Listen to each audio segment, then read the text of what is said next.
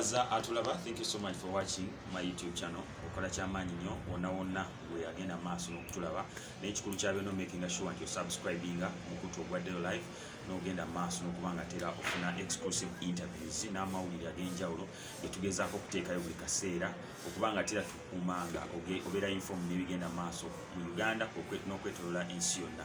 My name is Richard Dero, as always, and olunaku olwaleero tulindweredde omukisa ogw'enjawulo era nga twegattiddwako one of the legends mu music industry ye Uganda. Tugenda kwogeramuuko naye ensonga eziwerako okusingira ddala akaseera kano ke tulimu ak'ebyobufuzi nga buli muntu alaba asikazzawo buli muntu asikazzawe so nga ate n'abantu bangi nnyo beeyongedde okuba nga beenyigira mu byobufuzi kusingira ddala naddala abantu abali mu industry ey'okuyimba oba gye tuyita music industry. Tulina Jjajja Lagadi agenda kusooka atubuuzeeko n'oluvannyuma twogeremuuko naye. Tusanyusa okulaba Jjajja. Nzasinze basibu bamaama bataata bavubuka baana bawala baana balenzi nsanyusa nnyo ku baana olwaleero. Njagala okusasira abalwadde, njagala okwebaza abajjanjabye badokita, njagala okusaasira ababonyebonye mu covid, njagala okusaasira Uganda. Katonda atubeere olw'ensonga nti tubadde mu kigezo ekizibu ennyo. Nsanyusa okuba nno olwaleero. Jjajja akalulu nkolaba kakuwuuba. Tekampuuba nno nyinza okuba nze nkawuuba. Akalulu gw'okawuuba mbadde ndanye akalulu kekakuwuuba. Okawuuba oyinza omulange n'engoye ziyulise. Yes. Okay. Jjajja abayimbi oba abazzukulu abasinga bonna bayingidde mu muziki. Bayingidde mu byobufuzi. Kirungi naddala ku lw'enkulaakulana y'eggwanga ate ku sayidi eri eya music. Njagala ontemeretemere ku sayidi eno ey'ebyobufuzi ne ku sayidi eya music yennyini. Kubanga luli naddala abayimbi nti ebyobufuzi temwabiriimu. Akaseera ke mwagendanga kuyimba ku abantu abagenda okuba ku crusades ezo then ne bali bakoba zituyita rallies then ne musooka mujja. Bantandikirewo kubanga story empanvu. Ebyobufuzi bikolebwa bantu ate abayimbi bantu. Naye ebyobufuzi bya Uganda bikolebwa weevu. Waliwo time ebyobufuzi we byabeera nga abantu balina kuba basomesa. Ne wavawo ekiseera ebyobufuzi ne bijja ng'abantu balina kuba balooya. Twalabira mukulu Sseggona, Bambidde, bonna abo. Kati olwaleero bifuuse by'abayimbi nti trendi kyejjaawo, trendi ejja buli lw'obeera n'ensanja bavoteeko kuwolinemu. Toseka Katonda akuli. Buli lw'obeera n'ensanja bavo wateeka okuba nga waliwo ewaliggwa. There must be a problem causing that problem. Kati bw'oba otegedde ekizibu ekireeta obuzibu oyinza okinogera eddagala. Bwe ntunula embeera gye tulimu olwaleero, politics yava mu politics ow'abantu abalina endowooza ya politics nedda ku populism nti abantu bye bakumanya bakuwa akalulu. Negundi muwe agenda alyeko. Muwe. Naye ebirungi byonna si birungi kuba buli kirungi kitambula n'ekibi. Sometimes tuyinza okulonda omuyimbi nga mugezi oba oluusi ne tulonda omuyimbi nga talina magezi. Nga bwe kugambye nti omukisa kutambula n'ekisiraani tuyinza okugjamu kuba omuyimbi mulanzi. Omuyimbi waba alina ekintu kyayagala okuyisaawo asobola okiyimba n'okiwulira n'omanya. So ayinza okuba a whistle blower oba ayinza okuba intention ye yakunnyonnyola where the problem lies. Bw'oyogedde nti abantu batandika bayimbisa abayimbi ne bawangula obululu. Njagala a very simple example of Dr. Hilderman. Dr. Hilderman yayimba akayimba akawaana Ameriya. Okota. Kati bw'amala okuyimba okota. Kati yennyini yagenza okwesimba emawokota. Pointi yange gitegedde. Yamala okutegeera nti ne politician tebamutunulidde, batunulidde ono yayimbye oluyimba. Noza n'agamba naye ate we nayimba oluyimba Ameriya. Amidia n'awangu lwatusirimba Hilda Manyi yeeyimbe amala okuyimba ate abantu abagambi emirundi egisinga tewali pasita ava mu ggulu bapasita abasinga bakola chachi nga bava mu chachi emu naye bwamala okubeera nga alina bishopu we amusumba agenda okulaba naye ngaobuweereza bwe abantu batandise obukkiriza n'obwagala kyova olaba nti bapasita bava mu bapasita tosobola kubeera ngaobadde eri businessman naye nayagala ofuuke pasita kyaki yo tebeera successful success ya chachi yonna eva ku chachi gye omuntu gyakulidde ne pasita gwabadde naye ndowooza ekintu ekyo kifoloozo kitegedde so abayimbi bano bamala okulaba nga balina problem mu music industry ne basalawo naye naffe erinnya lyaffe tulikozesezza tutya kyova olaba nti olala omuyimbi avaayo buvi n'agamba nze nange nesimiraga nti eyo alina abamuwagira anakyatandikirako ekyobuwagizi naye problemu oyinza okuba nekyolina ekyobuwagizi nga tolina kyolina ekigenda okukyusa ensi mindset yinza okuba nga gwakyasinza okukuba eŋŋoma abantu ne banyuma naye nga gwakyasinza okuba n'amagezi agatayinza kukyusa mbeera ya muntu wa bulijjo nga kyova olaba waliwo abantu aboogera obulungi naye nga tebakola bubi nti omusomesa w'okubala yandibadde yasinga obugagga naye yakoma kusomesa n'asomesa pilot n'agenda agaggawala bwento kitegera abasomesa ba pilot ate bwe tubavuga nnyonyi kituufu so at the end of the day sometime omuntu ayinza okuba n'amagezi naye nga practically tayinza kwapulayinga amagezi ge so politics bwati bwali ewo Uganda olwaleero nti waliwo kye bayita intellectualism ne babaawo ne kye bayita populism byawukana byanjawulo naye ate bw'osanga omuntu ng'ali mu intellectualism ng'ate alimu ne populism abawanjawulo ayinza okuba nga ayinza okugasa ensi so at the end of the day nze ntunulira Uganda ng'ensi ey'abantu abajagujagu abantu abagezi ensi ey'abantu abalabye kuba tubaddeko ne gavumenti nyingi zengenda kweza myaka 5 nalabako gavumenti ez'enjawulo naye saalabako gavumenti eruddewo olaba gavumenti nyingi amini najja n'avaawo bote najja n'avaawo okitegeera babinayisa bajja ne bavaawo Yusufu njagala kugamba nti life has been moving naye wante wabeerangawo gavumenti nebeerawo myaka 35 nga twabaddeewo sikafu nga ze nalabako kwanze nalabako ku lutalo nalabako ku lutalo nalabako bwe basiba omuntu akandoya n'afa nalabako bw'otambula n'ova e Kampala n'otuuka empigi ku bigere esasi likaayo Kampala ng'esasirikaayo tutwakola ddala ddala mu ntabwe wennyini so I know eno ensi gyevudde n'ebyembadde ndaba nalabako Kampala nga temuli luguudo lwa kolansi lunoza kilomita 4 ate nendabako Kampala nga kuliko bypass ndabyeko Kampala nga mulimu Just Mulago Hospital nendabako Kampala nga mulimu Kiruddu Kawempe Mulago Empya kwento kitegere so bwe mba ntandika okwogera njogera with experience naye ngamba nti waliwo kino waliwo kiri bayimbi bannanga basinga balina different experiences balina different age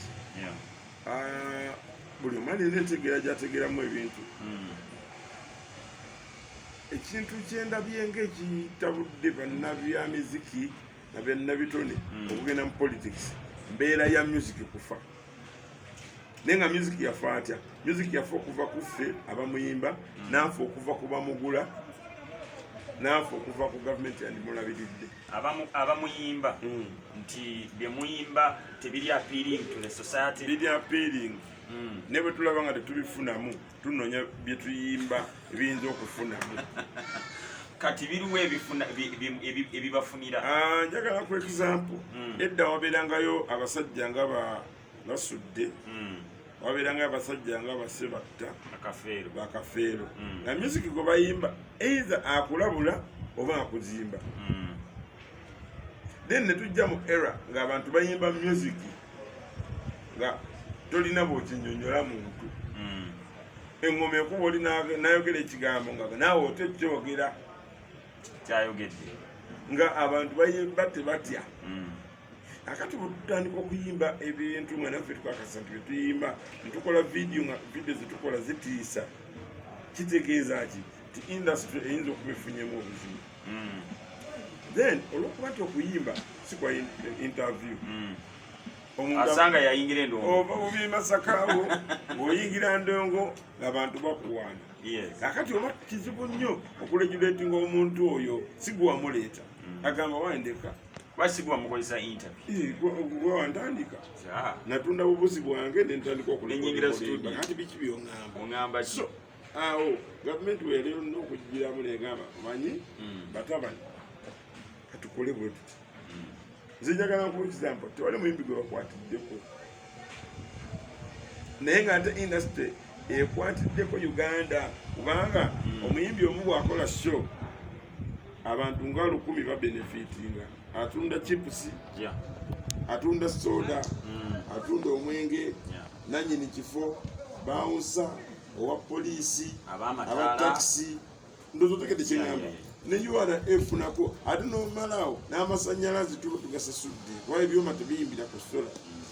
At the end of the day, when you look at the industry, air music, the third industry mu economy ya Uganda, netwali akitunudde directly.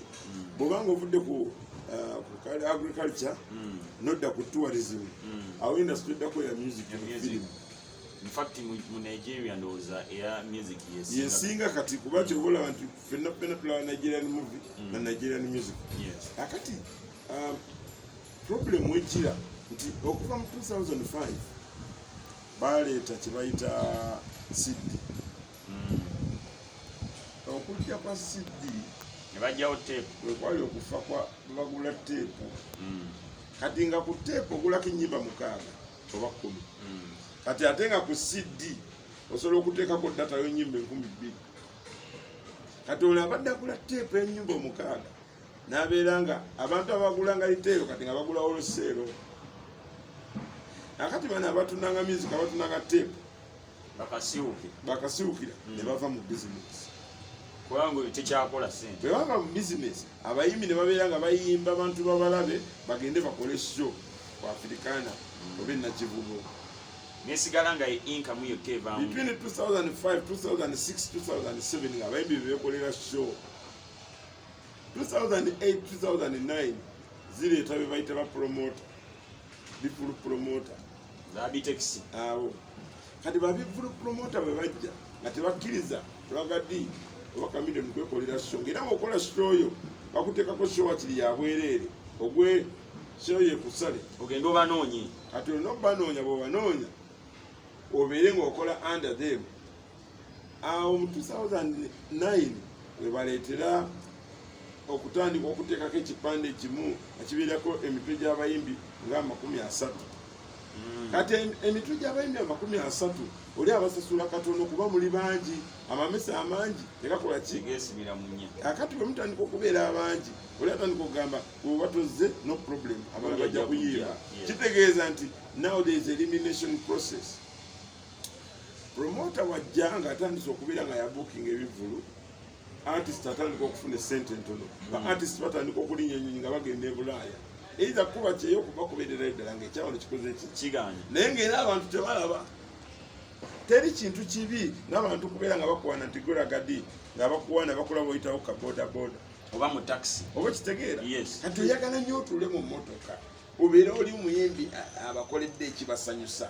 Oyagala nnyo obeere nga okola ekintu ng'osanyusizza banno naye nga naye bakuwadde.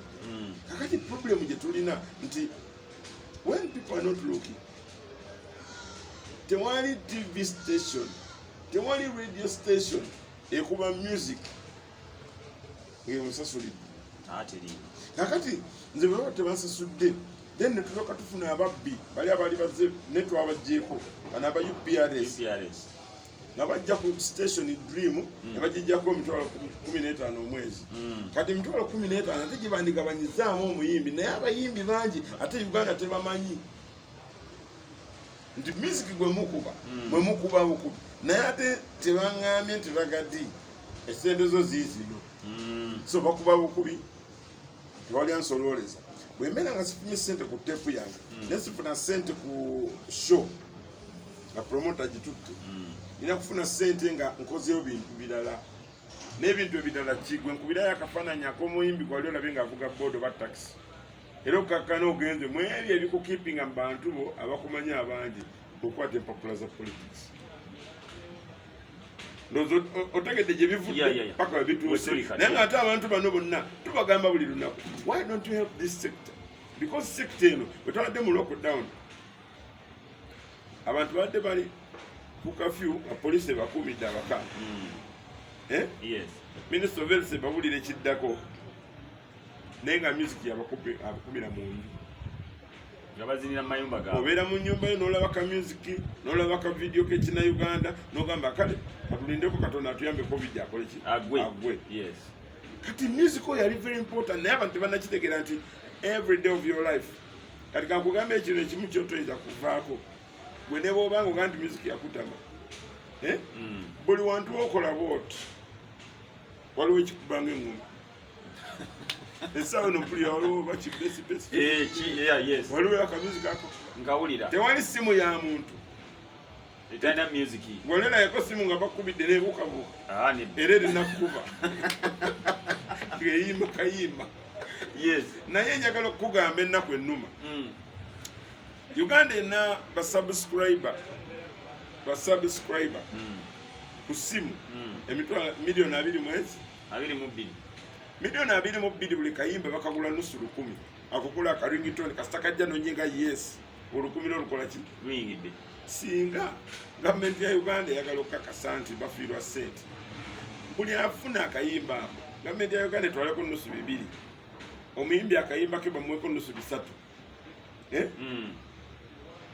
na awadde platform wa Airtel oba MTN afuneko nusu 3 owulira omuyimbi ajja kuba mugagga nga tavudde naka naye jjajja kati abantu bagamba muzeeyi gwe mubeera kumpi ensonga ezo lwaki tozimutunuza anti nja mbadde nzijja bwe mala omutunuza mu nsonga ezo nakkiriza bambi yakkiriza netufuna ekifo kye bayita one stop center ekigenda okubeeramu zi studios webarecordinga videos green rooms webakolera digital platform osobola okuteekayo music abantu bamugule okitegeera naye oluusi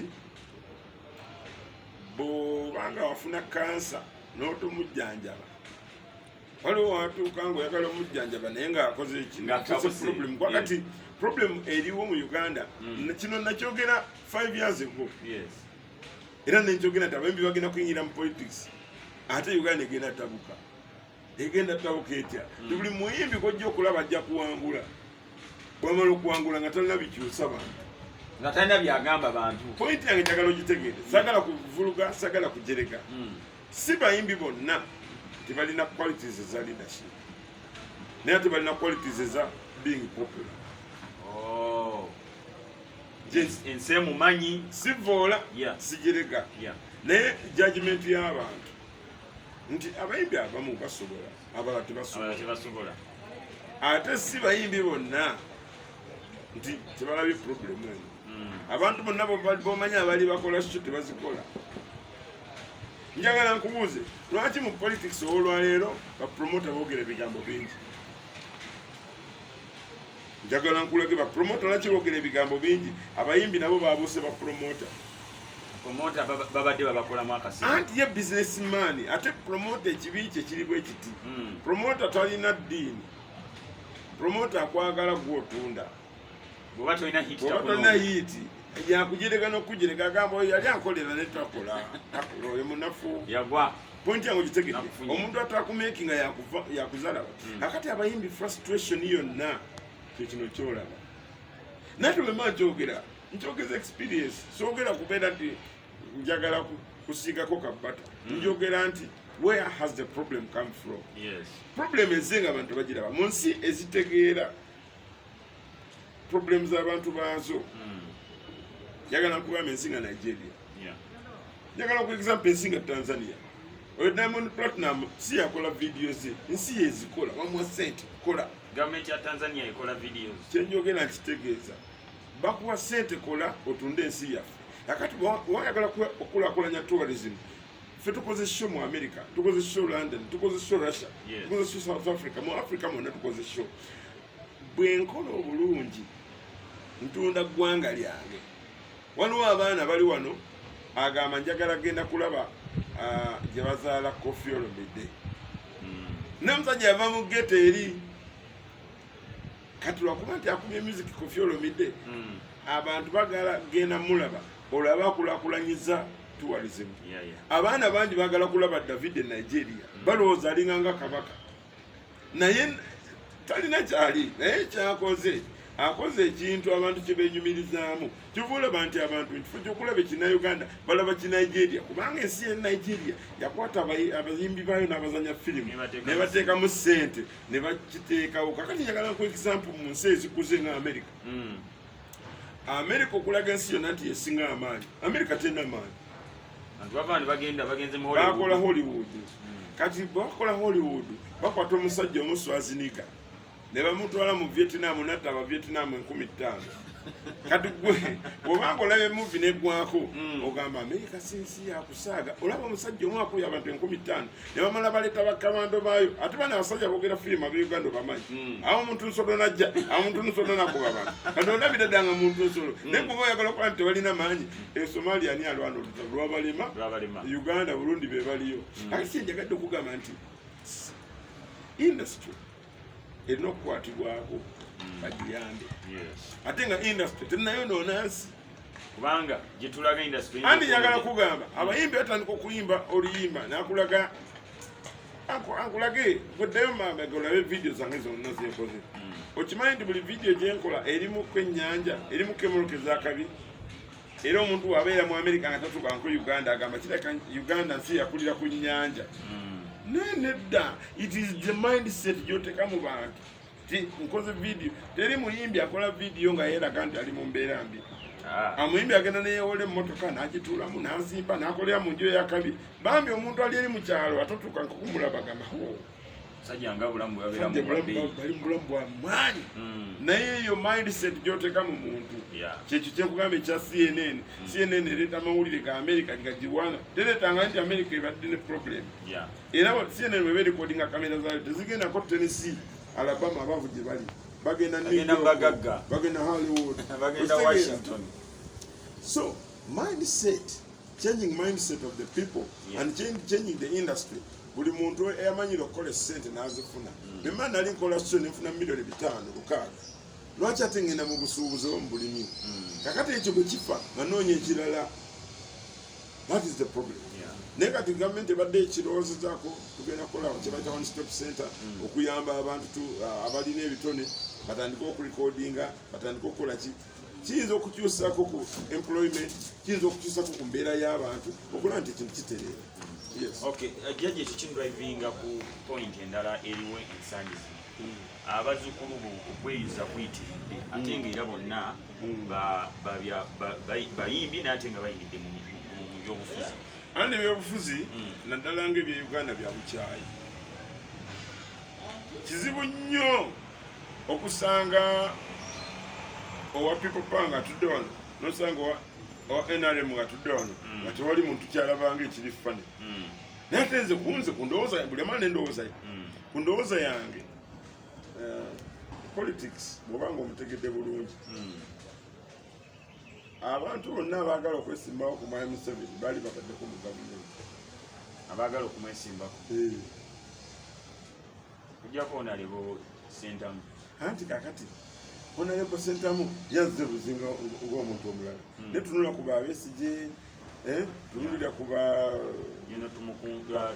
abo bonna babaddeko mu ki naye kati bw'oyinza okubabuuza lwaki mwalaba ekikyamu ate mwakitereza nga muli mu gavumenti anti oyinza okuga omukulu yali tawuliriza kale situganye lwaki abayimbi abeemanye ennyo beevuma kati kimbuuza gwe kubanga politics olwotandika okuwaana bonsanga mpana Bobi Wine ngoli wa NRM ngonyiga basanga Bobi Wine ngawana ragadi ngoli wa people power ngonyiga akati abantu basalawo omugeza salawo nasirika busirisi nekati newonya lwaki Bobi Wine abayomane kenzo bakenzo ayomane Bobi Wine. It is wrong.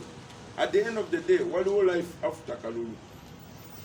Omala okwogera ebigambo byoyogedde Katonda kayinza buli kigambo kyofulumya mu kamwa ko ekisobola kuddamu weki kiba kigenze naye ate ekibi ky'ekigambo kyoyogera kigenda mu matu gano ate bwe kiva mu matu kidda mu bwongo bw'omuntu n'alowooza ne lwaki muganda wange agambye ekigambo kinye wano. So problem gye tulina nti olwaleero abantu bagenda mu politics nga ensi ekyali premature in politics nti abantu badda mu politics olw'okunyiiga bali abasajja abakulu bo tebanyiiga tebeefiirayo kimuva olaba nti Mwami Mbabazi yali yesimbyewo naye nakivaako era bo bakyayogera ne Mwami Museveni nfunze yaddayo naye ate abawagizi bo bekuwa n'ebikonde. Are you getting my point? Kati mu nsi ezikuze nga Bulaaya London osanga conservative ne democrat nga bali mu parliament beeyuza olweggulo nga babalayo ku TV babeera kacyayi nga banywa nga basaga wakayanye nnyo andi kati ndowooza ekizibu ekiri wano nti olibwa bwe bakulaba ate noona abantu bagamba nti kati bakuwadde sente kyonna kya mindset kiri mu bwongo obwo. Kati ogenda kumpa sente mmeka okwogera kati kyogamba nti oyinza okwawula Ragadi ne Bobi Wine ebitugatta bingi ebisinga ebibaawula. Kakati kyenkola nze obutanyiiza gwe ndowoozayo mbeera gye mbadde. Kakati Mayinja bwe yagenda eri n'akola bw'ati kati abamuvuma kati akomyeyo kati basirise mbu bamusonyiye because it is politics. Actually abamu politics nafuuka politics obukodyo obungi abantu bakosa okutuuka gye baagala okugenda. Kakati nze era amagezi ge ŋŋamba abantu tetuyombagana. Bobi Wine yennyini yayimba oluyimba tukola ki tebutwawula naye kakati tosobola ate kubeera nga n'abawagizi bo tobakkiriza kuvuma muntu olw'ensonga nti naye bw'osirika obanga agamba kimukoze kiki kino kiringa ng'olaba omwana wo nga asumula tapu y'amazzi gayiika wansi n'omuleka kiba kitegeeza ki kitegeeza omulesa agende mu maaso oyinza okuba oyo agadde akikole. So at the end of the day kyeŋŋamba nti waliwo life after politics. And we are not going to change our brotherhood. We are not going to change our religion. We are not going to change our tribe. These are tribesmen. Kati mweyuza n'abantu be mweyuzizaako tebabaliiko kubanga ya politics biriwo ebiti bwewanga oyagala okutegera politics talina enemy talina friend obeera wakati naye ekibi kye bw'obanga oli emotion ayinza okufuula problem oba ekizibu anti abantu naddala bano abakayingira mu politics bali so emotion anti kyekugambye bw'obanga oyagala okuyiga obusawo sooka ogumye omutima gwo oyige nti basala omuntu n'osala ebyenda nebivaayo. Kati bw'obeera emotion oyinza osala omuntu n'omutta n'osala mistake bozonyize emotions don't work with politics. Bw'obeera ku radio okwo oli n'agamba gwantama kisajja gwe naye nga tolina kyamukolera. Bw'obeera omulwanyi nga baganda bange abalwana omusajja akuvuma mu bantu naye nga ayagala ku intimidating. But if you know bw'ogenda mu politics kkiriza nti ojja ku miitinga y'abantu abagezi n'abatalina magezi. Kkiriza nti ojja ku miitinga y'abantu abakwagala n'abakwagala. Kkiriza nti okkiriza ensi esalewo ekirungi n'ekibi. Okay. Jjajja kati oyingira weebwanyiza ekifo ky'obwa Lord Mayor. Munnakampala asuubire ki okuva eri jjajja nga Lord Mayor wa Kampala? Nze kyenjagala kutereeza mbeera y'abantu gye balimu. Abantu bali mu mbeera mbi. Twetaaga first of all njagala kukyusa mindset y'abantu nti politics si development. Politics is a process that puts someone in a position. Naye development teyeetagamu politics. Teyeetagamu ono walangi bweti. Obanga obwanvu tebumanyi kala. Tebumanyi oba oli wa yellow oba oli wa red. Buluma bonna. Akati nze kyembadde njagala okusooka okuyera tuma okukinyinga mindset y'abantu ogenda nosanga omuntu nagamba eyo langi ze sigironda no problem togironda ogenda kulonda owalangiyo nga talina kyajja kuwa nze njagala abantu abakyusa abantu si kubawa bubi abwereere kukyusa abantu endowooza yaabwe idea gye njagala okusooka okujja naye njagala kusooka kukola rehabilitation abantu enjaga ebasudde eddalu abantu enjaga ebasudde eddalu kati bwemala abenjaga abantu ebizibu bibasudde eddalu omuntu abeerawo ng'alaba talina gyadda essubi limuweddemu n'agamba kati kampogane bwoganya nga tuvudde kwabo njagala tucreating job centers for job opportunities abantu bagamba tubagala okuyiza abantu emirimu njagala tugambe mu Ndeeba tutekewo office nga buli mwana yasoma bakubajja bakola kijangu ne details zo baziwandiike basobole okumanya abantu abanoonya okubajja bali bameka kijja kuwa gavumenti amagezi agajjogiraga nti twetaaga okuleeta ebyuma ebyaba bajja bwebiti kubanga twagenda kirealizinga abasinga okunoonya emirimu egy'omukono tulina ababazi nabokya byuma tewali job center njagala kikole nga kyakukyalo abaana bali ku kyalo eyo bamama babagala omanyi ebyemirimu egy'ennaku zino gya technical noho ani akumanyi ani reference wo biki bwembanvudde okusomero sina reference bwembanvudde okusomero sina experience naye bwompa omulimu nja kufuna experience so tukole job center ekyokubiri land policy abantu bakola naye nga bakolera mu bugubi waliwo abantu bangi abandiyagadde okukola abamanyi n'okukola naye nga tewali ttaka lye bakolerako ng'ate Kampala City Council Authority erina ettaka lyesobola okugamba nti tugende enajjanankumbi mu kibangirizi ky'ettaka lyaffe tuteekewo abakola geeti we bayinza okukolera nga basasula akasente katono naye kati omuntu obanga agenda kukola geeti alina kugenda katwe abantu bonna gye bali kasipesi kakoleramu katono nakyo kimulekezaawo okubeera ng'ayiiya bulungi wafunda then tukole tuyiye nti oba twagala okudevelopinga abantu baffe tutandika okukola kye bayita industrial power abantu gye baweeseza abantu gye bakolera amata abantu gye bakolera budrink bw'okunywa amasannyalaze bagabatire ku sente entono okusobola okubakulaakulanya profit okuwera naye kati omusajja yokya ebyuma ali kuyaka buli dakiika 2 kamunya emitwalo 3 oba 4 profit oli gwe yandifunye yaba agenda naye tebakitunula be bati enkulaakulana ya Kampala gye njagala nga tuvudde ku kya job creation tuyize abantu spaces ze bakoleramu ekyokubiri olaba abatembeyi tiryagala kuba mutembeyi mbeera wegenda ku makyogambe abatembeyi nina fund gyenjagala obbawa buli abadde omutembeyi sokuba registering teri amanyi nanamba y'abatembeyi bali mu kibuga abantu bakera bugezi nagamba bali bwe bati naye alimba akati obajjawo nga tonnabasiba ekibafuula abatembeyi si nti baagala mbeera bwebawandiika nti abatembeyi baabano njagala engeri gye mwagala ennyo okutunda tugenda kukolayo akatale ak'essente entono naye bakayitaka neeyiiya nga babagulawo bonna basome gulawo kye bayita bonna bakole mu kibuga bonna bakole nga akatale ako kasita bawandiisa toli mutembeeyi mulina okukolera ojja kulaba akatale ako okakola ng'abantu bakitegedde nti bano abeeyiiya agenda nagula obuntu obutono si mudaala mulamba bo bakolera awo obutuyinza okuriyetingayo obutale obw'omubuulo nze nakulira mu kyalo semu obutale obw'omubuulo ogamba nti kawempe ku mmande buli mutembeeyi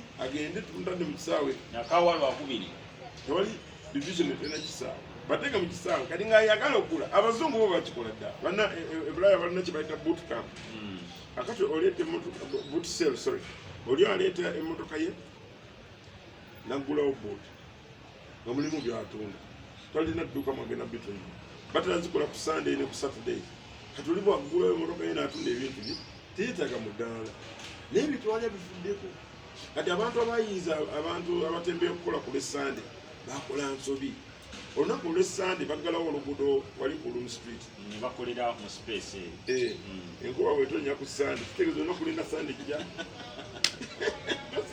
kitegeeza oba tokyakoze naye ate era n'olw'essande n'abantu mu kibuga abantu mu kibuga babeera kyobola nti wabeerawo traffic ewatabeera traffic kitegeeza nti wali bali bagenda ggula akati era oba babunyabonyeza so ebintu byengezaako okugamba njagala kwogera ebintu ebigenda okuyamba ensi tuleme kugamba bugambe bantu kubabawalaatirako nimbabadde olunaku mukole nga tebajja kukola ekyokubiri kyoli banka egulawo ku sande kati olwo ntunda ebintu byange bingi ng'ayagala kutereka kasente ne bwoba oyagala kyenja byotunda bya sente tuna kyenji olina mujja mu bbanka kakati njagala abantu babeere nga baagala ekibuga njagala abantu babeere nga bannakibuga nga tebakitegeera waliwo problem ze tulina mu divisions nti njagala creating ekintu nga kijjawo politicization tudde ku LC1 bw'oba yagala okuyamba abantu n'okumanya embeera abantu mwe bali kolagana nnyo newa LC1 yamanyi nnyumba ku nnyumba akugulire abavubuka bameka abali ku kyalo kyaffe abeetaaga okukola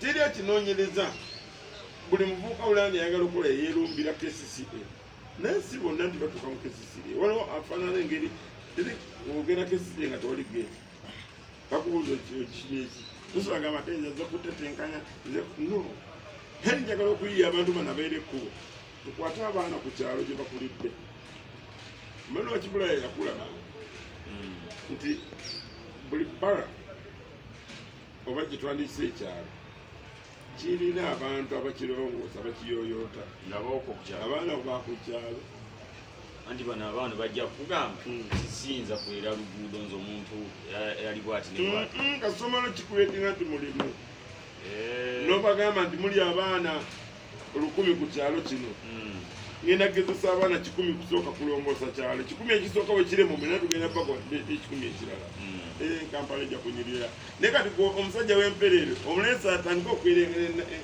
enakawa byobaokola newanyira tamanyiwo newanyira tayagalawo naye omanyi bwoba olongooseeka olongoosawo n'omutima gwo gwonna njagala nkugambe nti emirimu mu kampala wegiri naye n'abantu tebamanyi wegiri baginoonya tebagiraba tandika okukola gye bayita job center buli awulira nti ayagala okukola gye kati olulira lwaki abantu bagenda e bulaaya saudi kubanga abantu bakola offices zitwala abantu ebweru kati naye bwekola office gamba abaagala okukola mu Uganda ujje wano kakati olwo bali bonna abalina factory abalina ennimiro abalina ki bo bakubwe mu office yo beere nga olina abanoonya emirimu n'abagaba emirimu. Jjajja nga tumaliriza ku nsonga y'ababodaboda okkaanya n'ekyokuba nti waliwo ebifo ebiri gazetted nti naddala mu kibuga Kampala kyoyagala okuyimbira ng'ababodaboda tebakyagendamu era bodaboda kizibu mu kibuga Kampala. Bodaboda tezandibadde kizibu mu Kampala. Kampala ng'ekula enakula n'abantu. Bodaboda ezo gwe mulimu ogusookerwako nga tukuli interview. Bodaboda zitambuziza abantu emyaka egiyise 25 eri wamala yazimbamu n'obuyinza. Bodaboda eyo giraba ye maama ye taata w'omuvubuka w'e Kampala naye abantu tebakitunuulidde. Bodaboda ye ekonomi ya Uganda naye abantu tebakiraba. Tinze nasoma bodaboda eyo agenda Nigeria nengenda nasoma Senke nengenda Ghana nengenda China kati bodaboda eyo ke kantu akatambula wekati nekadda wekati owezoze emitwalo ebiri. Wabodaboda asobola okukola sente bwewakedi amaze ennaku ezi ngatanatunda. Kakati abantu bano bandibadde babateekateekera bulungi. Kwanza bodaboda nzibaddemu nenzimanya nze mbadde ntunda oyo wa Shell wa bodaboda nga bodaboda zisinga emotoka okunywa amafuta naye abantu bakitunuulira tiwaliwo effect eya bodaboda ku muntu wa bulijjo. Ekisookera ddala bodaboda teba na fuel gauge. Olwa bodaboda bafuna 13,000 ng'ateekamu ayongeramu. Kakati oyo aba yamba economy mu mafuta ekula. Bodaboda teba na radiator buli wiiki emu akola service. So n'oli agikola service afuna sente buli wiiki shiwa deal. Nono agivuga atwala abantu afuna sente buli wiiki. Ali ku pampu. Bw'obanga oyagala ng'ogoba ekintu sooka omanye ekirungi n'ekibi kyakyo. Bodaboda eriko ebirungi n'ebibi. Nti problem abantu gye beekwasa ya security nti bodaboda buli gwe bakuba amasasi bodaboda ebaddemu. Kituufu buli gwe bakuba amasasi emmundu ebaamu osooka n'otunula lwaki emmundu tegendayo mu ngeri ndala. We emmundu tiyeyekuba erina omuntu ponti yawe kitegedde kufuna bodaboda wegigoba mu kibuga siganye oyagala kutereeza gamba nti tuna stage zotaddewe balina okukolera tewali mulalu abeera mu kyalo abalalu bajja muki babeera mu Kampala kubanga webabeera emmere kati kireeta abantu mu tawuni nti agenda okulaba nga entambula emukalubiridde emmotoka nagireka najja nakumi nakwata boda emulete mu tawuni ng'abeera Ntebe nakwata bodaboda nemujja mu tawuni nemuteekayo ekibuye navuga emmotoka enadde Entebe oyo nga yawonyeza traffic. So bano badde tuteekateekera abantu bano kubanga nagwo mulimu ate omulimu ogwo be bagwekolera si gavumenti yabaleeta bagula bodaboda zaabwe ne baziteekawo ne zikola omulimu. abamu balina mulondo babadde bagamba nti akalipagano kali mu kibuga. It is very simple. Naye abantu tebakitunulidde tebakiraba. akalipagano nomala essaawa 3 naye omanye lwaki omala essaawa 3 mu kyamu abaplaningira ekibuga balina okubakyusa. Yes, kyenjogera nkimanyi nasoma psychology. Abaplaningira ekibuga olaba buli parking e multiplex emmotoka wezipakinga ku luguudo jawo parking 2. Genda tugambe olaba ku yaadi zimbe ekizimbe kiwanvu nga kya mmotoka kiva ku parkinga weziti abantu bazipakinga awo ne bagenda ku mirimu notambula nogenda ku mulimu nga tewali mmotoka epakinga ku luguudo. Ebibuga ebikoze byonna bwe biri siti awo tebapakinga emmotoka zigenda mu ebizimbe ebiti waggulu. Akati nomala nokola kye bayita basireeni nga basireeni ogamba nti okuva ssaawa 3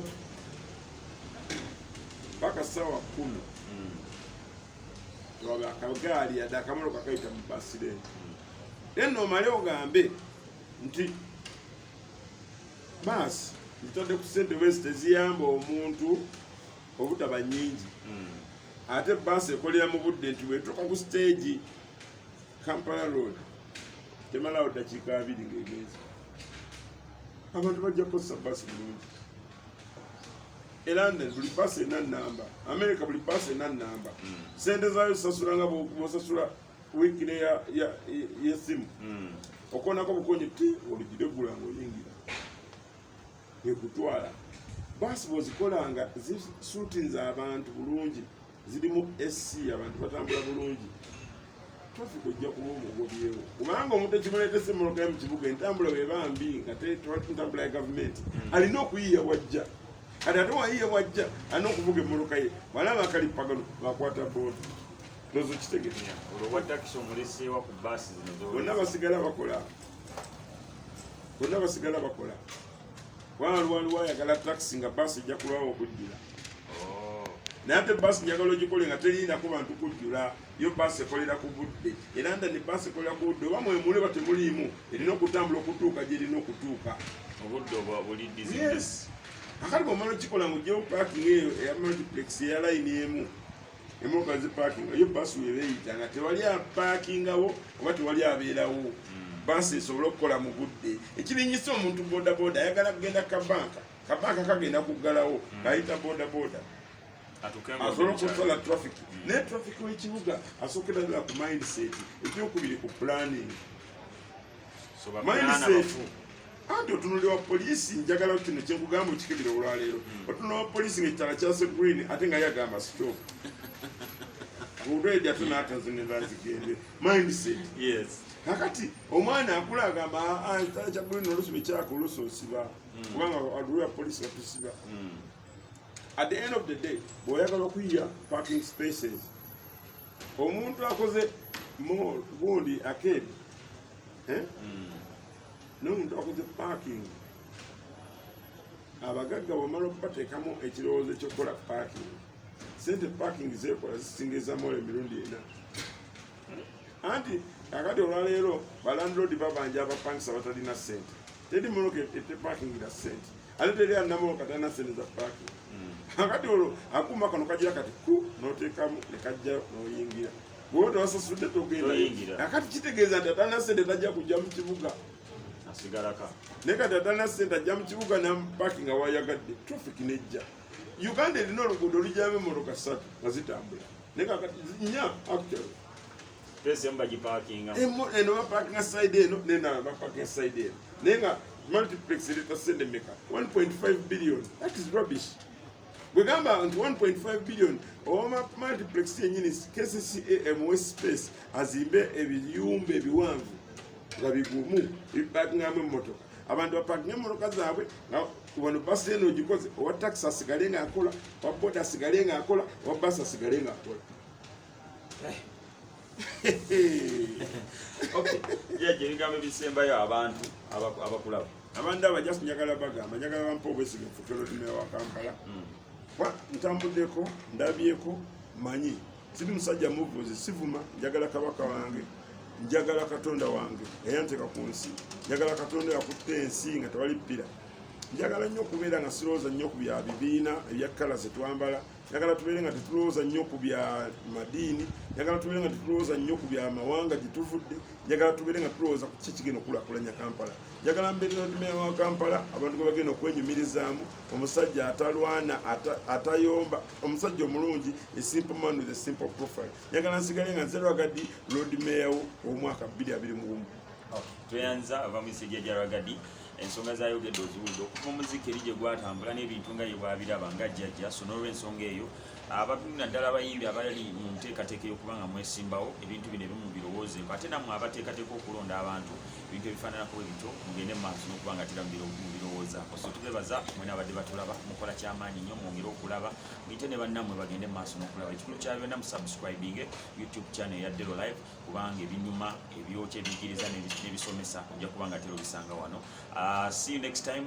Nze Richard Dero. I'm out for now.